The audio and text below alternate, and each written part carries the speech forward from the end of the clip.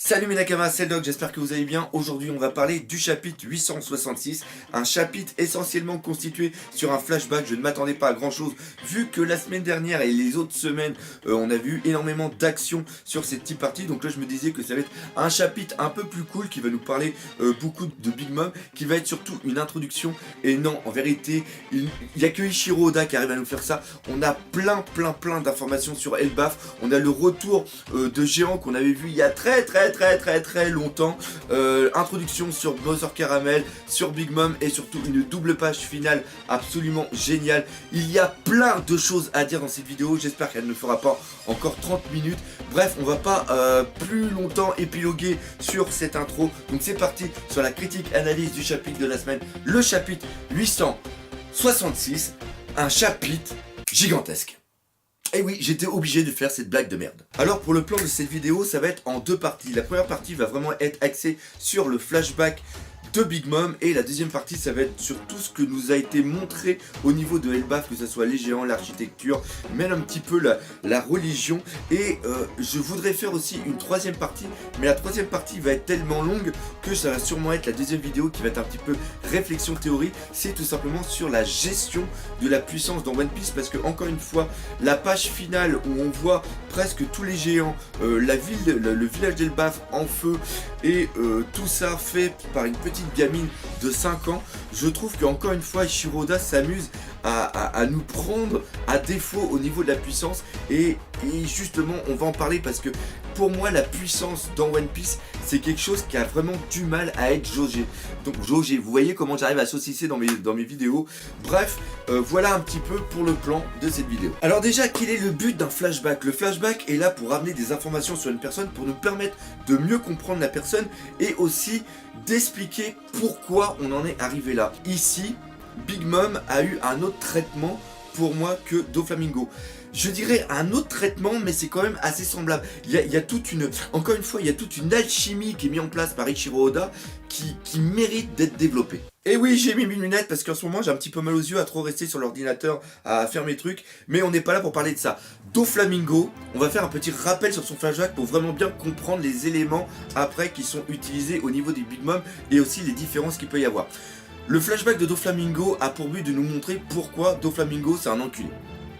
Et aussi nous montrer que Doflamingo est méchant naturellement, c'est-à-dire qu'il est né méchant. Et ça reprend ici le titre qu'on a, Natural Born Destroyer, c'est-à-dire naturellement né pour détruire. On va mettre ça à peu près comme ça au niveau de Big Mom. C'est-à-dire que dans le flashback de Doflamingo, il est mis en opposition avec Corazon. Ce sont tous les deux des frères, donc génétiquement ils ont l'air d'être à peu près identiques. Et on voit qu'il y en a un qui est hyper gentil, c'est Corazon, parce que même s'ils ont subi les mêmes traumas, Corazon avait un fond qui était bon, alors que Doflamingo avait un fond qui était mauvais. Voilà. Et dans le flashback, ça nous permet aussi de comprendre qu'il a eu une prédominance ou une prédétermination, je ne sais pas du tout quel mot utiliser ici, par rapport au Haki des rois. C'est-à-dire que le Haki des rois, il l'avait en lui et il en a été conscient. C'est-à-dire que quand il est enchaîné et qu'il développe son Haki des rois, il prend conscience qu'il a une puissance. Et c'est pour ça après qu'il sait qu'il est destiné à devenir quelqu'un. Par contre, Big Mom, ici, Eiichiro Oda, nous montre que c'est une personne qui a un pouvoir inné, mais que son pouvoir, elle n'en est pas consciente. C'est-à-dire qu'elle le développe par rapport à une crise. Et c'est exactement ce qui va nous être montré plus tard, justement quand elle est au niveau de Whole Cake Island et qu'elle est en train de bouger et qu'elle veut son putain de croquembouche. Et d'ailleurs, la façon dont est constitué le croquembouche, c'est-à-dire d'avoir des petits choux avec de la crème à l'intérieur et une sorte de glaçage, quelque chose qui est vraiment calorifique et qui est vraiment sucré, nous fait parfaitement penser au Smela. Donc on peut comprendre ici pourquoi elle devient folle et pourquoi elle devient aussi tarée, qu'elle a l'air d'être une seconde personne qui a pris possession de son corps, une sorte de démon comme on voit, oui j'aime bien faire ça, à la fin de justement de ce chapitre. Et aussi la façon quand justement Jinbei lui fout le croquembouche dans la bouche et qu'elle tombe sur le dos et qu'elle dit délicieux, ça nous fait totalement rappeler ce qui nous est montré ici quand justement Charlotte et Lynn, quand elle est toute petite et qu'elle mange les Smela. D'ailleurs on en reparlera de ça vraiment à la fin par rapport à tout ce qui est la religion. Pourquoi elle a aussi cet enfant qui est complètement émerveillé par le sucre. C'est-à-dire que Big Mom, même enfant, elle vit pour manger. Et elle a besoin de manger pour un petit peu contenter ce démon qu'elle a en elle, qui vit justement pour le sucre. Et le fait qu'elle ait été abandonnée, peut-être que c'est justement des crises qu'elle a eues avec ses parents, où elle a à peu près tout détruit.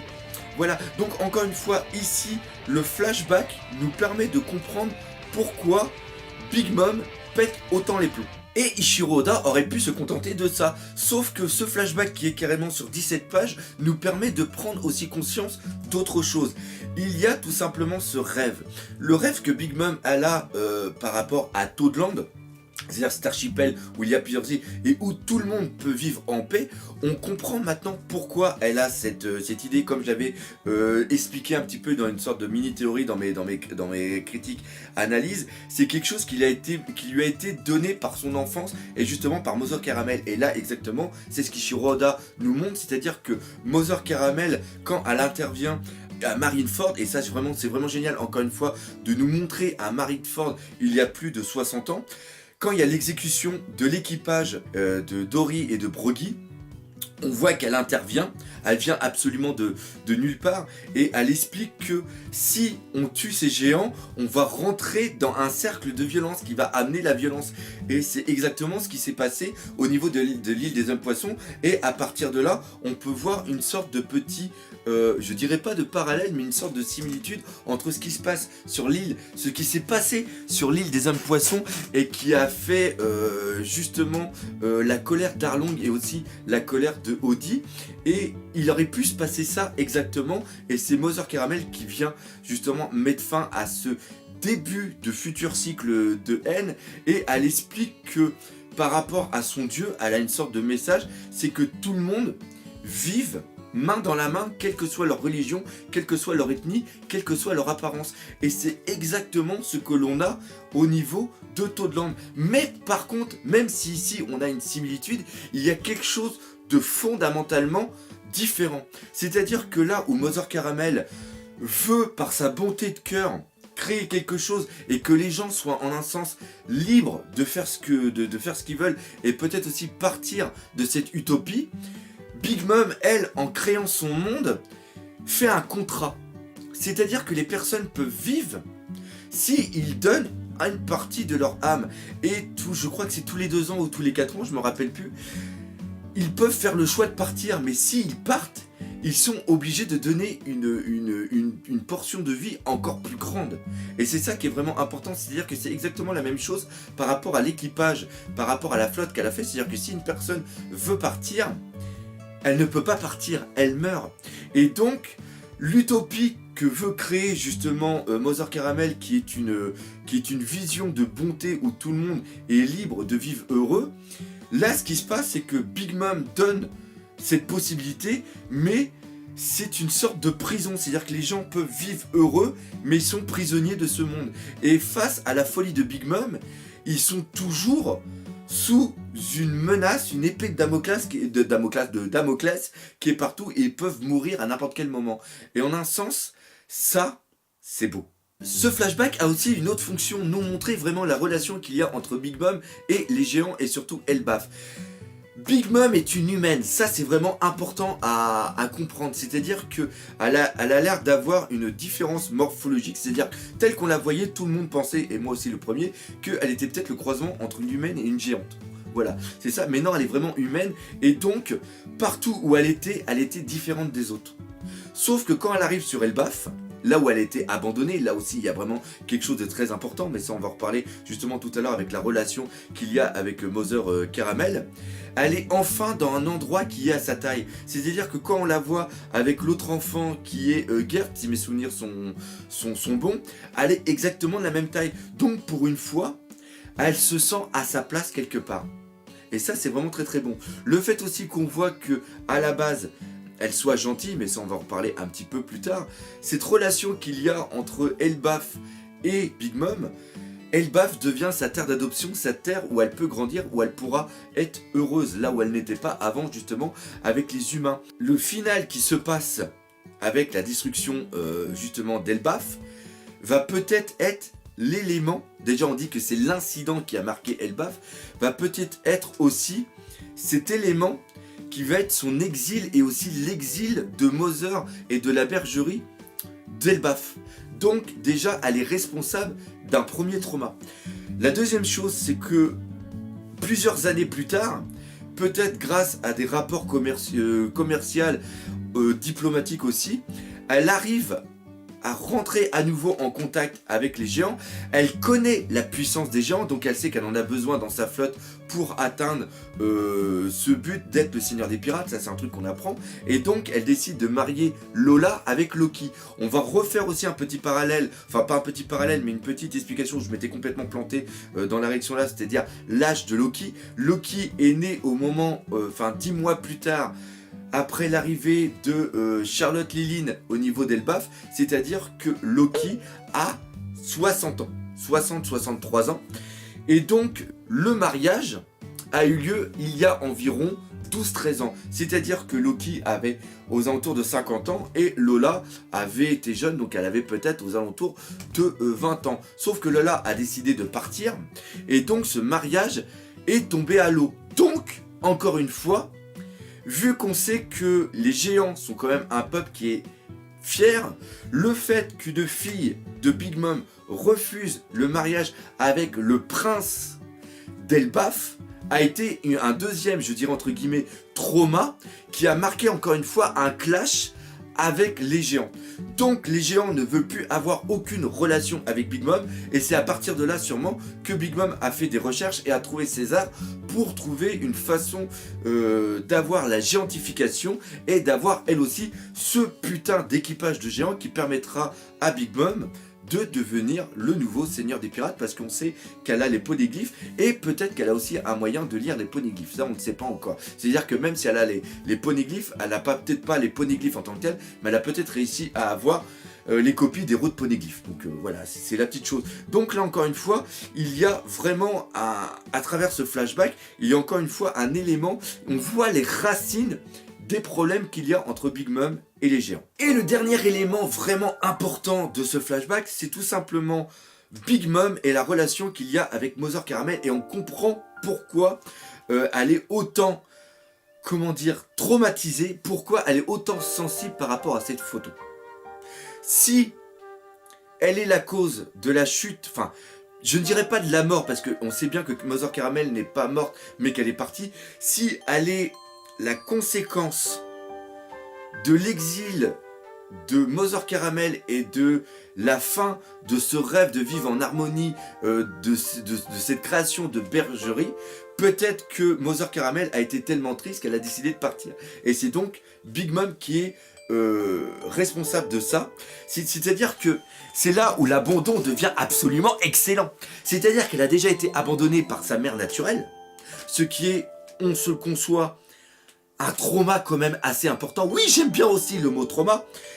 Et si après, elle a été abandonnée par Mother Caramel, et dans le flashback, on voit que c'est dit dans une petite case que c'est la première fois que Big Mom aime autant quelqu'un, on comprend pourquoi elle est tellement attachée à cette photo qui est la dernière relation, qui est le dernier vestige d'une personne qui l'a vraiment aimée. Je sais pas si vous imaginez, là dans ce flashback, on imagine toute la détresse vraiment de Big Mom. Encore une fois, ce flashback n'a pas pour but de nous faire aimer Big Mom. Moi je l'aime toujours pas, c'est une folle, contrairement à Doflamingo, où le flashback n'a pas eu pour but de nous le faire aimer, mais il a eu pour but de me faire comprendre pourquoi il était aussi méchant, et d'avoir comment expliquer ça? Je n'aime pas foncièrement le personnage, mais j'ai beaucoup d'attirance envers lui. C'est au niveau vraiment d'un charisme. Et là, on voit vraiment le trauma au niveau de Mother Caramel, qui a l'air d'être une personne totalement bonne. Et ce qui est encore plus grave, c'est qu'on s'aperçoit que Big Mom est une enfant gentille et gentille. C'est-à-dire qu'elle est quand même sévèrement simplette, la gamine. Et elle a aussi une puissance complètement phénoménale. Et là où on voit aussi qu'il y a un problème, c'est Big Mom est devenue ce qu'elle est à cause de Mother Caramel. C'est-à-dire que Mother Caramel, à cause de sa bonté, ne cherche pas à éduquer Big Mom.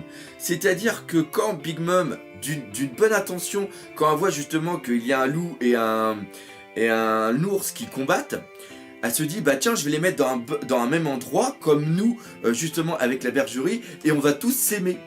Sauf que non, l'ours a complètement décalqué la gueule du loup, et Big Mom, Charlotte Lilline enfant, oui, Big Mom enfant, a foutu un putain de coup de poing, et elle le tue en un coup. Et là, on voit bien que Mother Caramel a conscience de la puissance.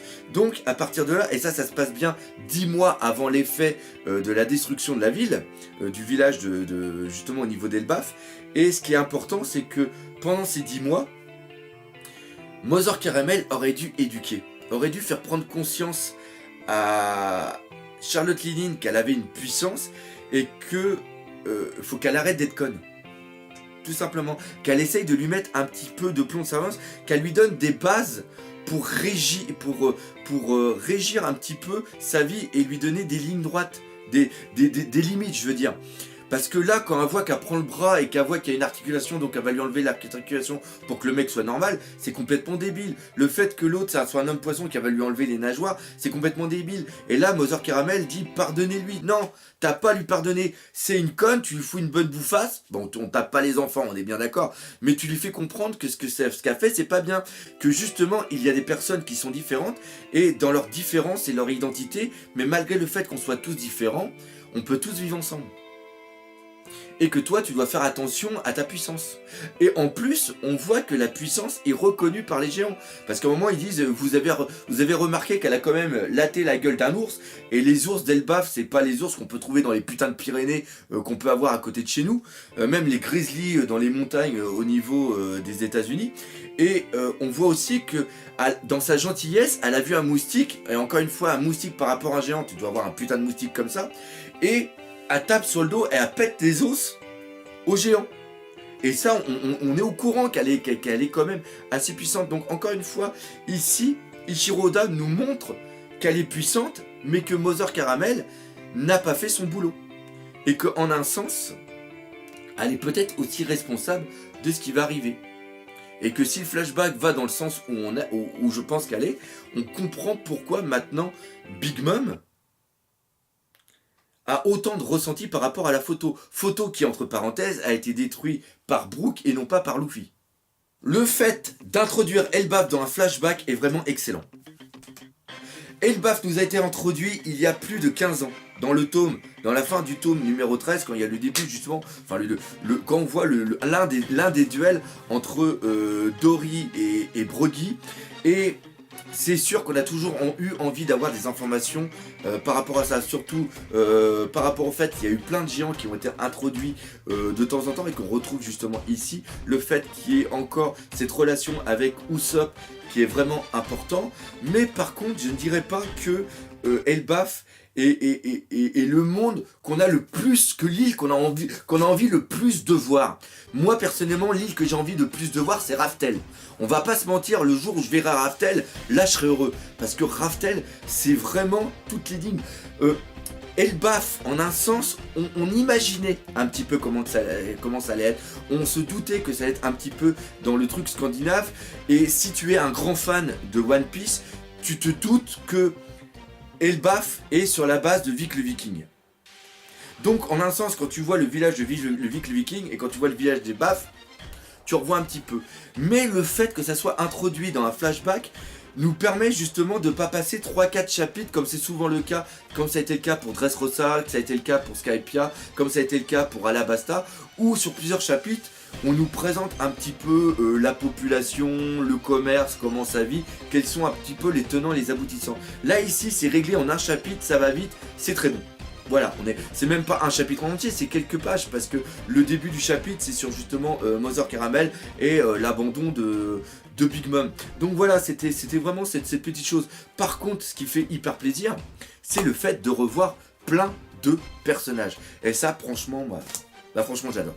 Et c'est quelque chose aussi qu'adore faire Eiichiro Oda, parce que c'est aussi pour ça que dans les SBS, ils s'amusent à mettre les gamins qui sont enfin les Shichibukai quand ils sont enfants, on a vu aussi avec les amiraux, donc là justement, de revoir certaines personnes plus jeunes, et ben c'est cool. Puis au niveau de la chronologie, moi je trouve que c'est sympa. Alors là franchement, comme vous vous en doutez, je suis complètement nul avec le nom des personnes, donc qu'est-ce que j'ai fait? J'ai fait un petit plan. Qu'il faut que je retrouve, hein, bien sûr. Oui, parce qu'on bosse bien les vidéos. Putain, ça y est, je l'ai trouvé, il est là. Alors déjà, ce que j'ai bien aimé, c'est que on a retrouvé les deux personnes qui sont sur Enies Lobby. C'est-à-dire que c'est Oimo et Kars. Et ça, c'est vraiment bien parce qu'au niveau de la chronologie, ça correspond totalement.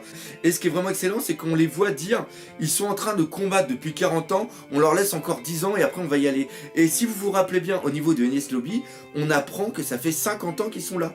Et comme le combat des deux géants a lieu il y a 100 ans, si vous enlevez 50 ans de 100 ans, on arrive bien sur 50 ans. Donc là, encore une fois, au niveau de la chronologie, moi je dis Oda, tu t'es bien démerdé. Après, on en a un autre qui est présent, c'est tout simplement Stansen. Stansen qu'on voit au niveau de Chabondi, et on le reconnaît non pas à la cicatrice, mais au bonnet qu'il a. Voilà, le bonnet est assez identique, et encore une fois, c'est vraiment sympa parce que quand j'ai relu les chapitres, à la fin, on voit justement que Stansen dit à Rayleigh et dit aussi au Mugiwara merci de m'avoir délivré, j'ai une dette envers vous. Donc encore une fois, par rapport aux géants, on sent qu'il va y avoir encore un petit truc qui va être sympathique. On voit aussi Ashruddin qui dès le départ veut déjà devenir un putain de combattant, être le roi de Elbaf, mais aussi refaire un équipage et ressemer aussi la terreur au niveau du nouveau monde. Et là on voit qu'il y a plusieurs générations, c'est-à-dire qu'on voit qu'il y a les anciens qui sont Jarl, alors c'est l'autre c'est Jarl Barbemont et Jarl Barbe Cascade, oui je fais tout ça de tête. On voit que eux c'est une ancienne génération et ils ont 344 ans. On voit aussi que ceux qui ont été à la suite, c'est tout simplement Dori et Brogy, et que l'autre génération, ça sera tout simplement Ashruddin. Ashruddin qui était aussi avec son équipage sous les ordres de Bagi. Et oui. Et ce qui est aussi excellent avec Eiichiro Oda, c'est qu'il prend plein d'éléments de l'histoire pour les intégrer, de notre histoire à nous, de notre monde, pour les intégrer dans One Piece. Parce que je sais pas si vous avez remarqué, mais il y a aussi une petite phrase qui est dite, et ça c'est des trucs que j'adore. Moi personnellement j'ai toujours adoré, j'ai toujours eu un petit peu d'attirance envers ces vikings. C'est qu'à un moment, tu as, je crois que c'est, je sais plus si c'est Jarl ou c'est Jarl, qui dit c'est bien gentil de faire du commerce comme nous l'a expliqué justement Mother Caramel, mais il faut pas oublier qu'en nous on a cette voix du guerrier, et il faut savoir que justement au tout début c'était des guerriers qui allaient faire des pillages un petit peu partout. Donc je suis normand, je suis de Normandie, et j'espère croire que en moi j'ai un petit peu ces origines normandes, parce qu'il faut savoir que la Nord comment être moins con avec One Piece, ça aussi c'est un truc, c'est une sorte de vidéo qu'il faudrait aussi que je fasse. C'est-à-dire que les Normands, à un moment ils n'arrêtaient pas d'attaquer la France, ils sont remontés en montant la Seine jusqu'à Paris, puis à un moment les autres ils ont dit bon putain les cornus commencent un petit peu à nous casser les couilles, donc ce qu'on va leur faire c'est qu'on va leur donner un territoire et ils nous casseront plus les couilles. Donc ils leur ont donné la Normandie, et à partir de là eux ils se sont mis aussi à faire un petit peu de commerce. C'est-à-dire qu'ils ont dit on va se calmer un petit peu, puis on va essayer de trouver une autre façon de se faire du pognon, et ça a été fait aussi par la religion. Et on voit que c'est une nonne qui leur donne cette idée. Donc là déjà il y a un petit truc qui est sympa. Le fait aussi que le gâteau soit le Smela, c'est un gâteau qui existe réellement dans notre monde, et c'est un gâteau, alors il y en a plein dans les commentaires, ils l'ont marqué, il y a une période de jeûne, ça fait penser au ramadan, donc tous ceux qui font le ramadan, bah, une petite pensée aussi pour vous, mais là c'est pas non plus que ça, c'est-à-dire que c'est pas la seule, il n'y a pas que les musulmans qui font une période de jeûne, il y a aussi les chrétiens qui faisaient ça aussi à une époque, et ça s'appelait le carême. Et justement, le petit gâteau, le Smela, eh bien, c'était un gâteau qui était mangé avant cette période de jeûne qui, entre parenthèses, ne durait pas 12 jours, mais durait 40 jours qui symbolise un petit peu l'errance de Jésus-Christ dans le désert. Alors tout ça, moi je ne connaissais pas, hein, c'est des recherches que j'ai fait au niveau de Wikipédia, mais encore une fois je trouve que c'est un truc qui est vraiment cool. Et ce qui est aussi intéressant à savoir sur les Vikings, c'est que aux alentours, je crois que c'est du 6e siècle ou c'est du 4e siècle, je ne me rappelle plus c'est quel siècle, mais il y a eu le protestantisme qui est venu, et au niveau de la religion, ce qui est cool avec justement avec les Nordiques, les pays scandinaves, c'est qu'ils n'étaient pas arrêtés, c'est-à-dire que eux, ils avaient une culture polythéiste, c'est-à-dire qu'ils avaient plusieurs dieux, Thor, Odin, Loki, Mekouyanski, n'importe quoi. Et ce qui se passe, c'est que même Jésus-Christ a fait partie de leur panthéon. C'est-à-dire qu'ils pouvaient prendre des croyances d'un petit peu partout, et ils avaient cette tolérance. Et cette tolérance, on le retrouve avec Mother Caramel qui a choisi justement Elbaf pour créer cette utopie que tout le monde puisse vivre ensemble. Donc vous voyez, c'est bien, parce que si on fait des petites recherches, et encore une fois, One Piece est un manga avec plusieurs lectures.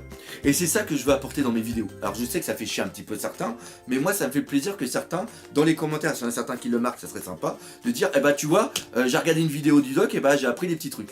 Donc voilà. Bon, on va arrêter de divaguer parce qu'encore une fois la vidéo va faire 40 minutes. Là on va parler un petit peu de la puissance. Ça va être une introduction à la deuxième vidéo si j'ai le temps de la faire parce qu'il est déjà midi. Qu'est-ce qui se passe avec cette puissance? La dernière page m'a troué le cul, pourquoi? Parce que t'as la petite gamine au milieu, et le fait qu'il y ait plein de géants par terre et qu'il y ait le truc un petit peu en feu, ça montre un truc de fou. Alors, déjà ce but, c'est un but, c'est de nous montrer que Big Mom est possédé par quelque chose. Jarl ou Jarl, je sais plus, nous dit carrément que c'est un démon, et on voit quand même ses yeux rouges, ça fait un petit peu aussi penser à Cavendish. C'est-à-dire que elle a une puissance qui est présente, et en un sens, Elbaf sert de faire valoir à la puissance de Big Mom. Et oui, c'est ça. Alors maintenant, je ne veux pas, comme j'ai lu sur certains forums, ouais, c'est des nuls. Voilà, on nous a teasé comme quoi que c'est des gens, mais c'est des nuls, ils sont encore plus faibles que les Minx, ils sont encore plus faibles que les hommes poissons, quoi que ce soit. Non. Ça fait 10 mois qu'elle est là, la petite. C'est une enfant. Ils ont de l'affection parce que, encore une fois, c'est une petite simplette, la gamine. Donc, ils remarquent que elle est possédée par rapport à cette envie d'avoir du sucre, et elle n'est pas responsable de ce qu'elle fait. Et donc, même si Jarl dit ce n'est pas excusable, peut-être que les autres ont eu du mal à lui latter la gueule. Et c'est pour ça qu'ils se sont fait eux latter, c'est parce qu'ils n'ont pas mis toute leur puissance contre elle. Voilà, c'est ça. Et encore une fois, même si tu as un peuple qui est puissant, comme c'est par exemple les Minx, ils ne sont pas tous à un niveau super élevé. Là, on avait Nekomamushi et Inuarashi qui étaient super élevés, et là, c'est peut-être exactement la même chose. Après, on sait que il y avait par exemple Sicilian, qu'il y avait Pedro, enfin, vous voyez qu'il y a une certaine hiérarchie au niveau de la puissance. Et ben, c'est peut-être la même chose au niveau d'Elbaf. Ils sont là-bas, les deux puissants, parce qu'on voit bien aussi que une fois qu'ils ont commencé à combattre, l'équipage a perdu en puissance, et 2 ans plus tard, ils étaient au point de se faire exécuter au niveau de Marineford. Donc encore une fois, on voit qu'il y a une hiérarchie. C'est pareil, dans un équipage, tu as les capitaines qui sont puissants, puis après tu as les autres qui sont à peu près la force lambda. Donc les géants, c'est de la force lambda, mais quand même qui est plus puissant qu'un humain, mais qui est moins forte que Big Mom. Enfin, je sais pas si vous arrivez à suivre un petit peu le truc. Donc encore une fois, ici, ce n'est pas pour nous montrer que le peuple d'Elbaf est faible. Ce but de ce flashback, c'est de nous montrer que Big Mom, quand elle est possédée par cette folie, j'ai le ventre qui recoule, il est midi, c'est normal, et ben voilà, elle est puissante, plus puissante que des géants lambda. Donc ça nous plaît. Et ça, c'est qu'elle a 5 ans. C'est-à-dire que là, peut-être qu'à travers ce flashback, il est en train de nous montrer la future puissance de Big Mom. Et ça, encore une fois, moi je dis que c'est beau.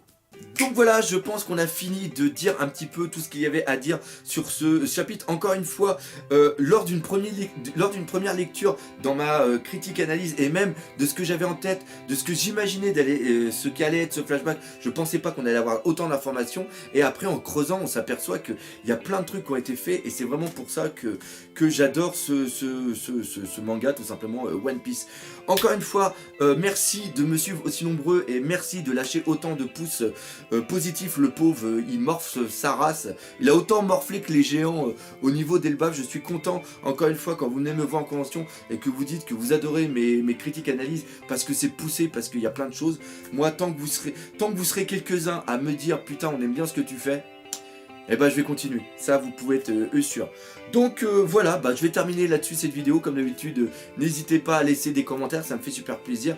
Le pouce bleu comme d'habitude, et surtout n'oubliez pas le principal, One Piece, putain, c'est la vie. Allez, salut mes Nakama.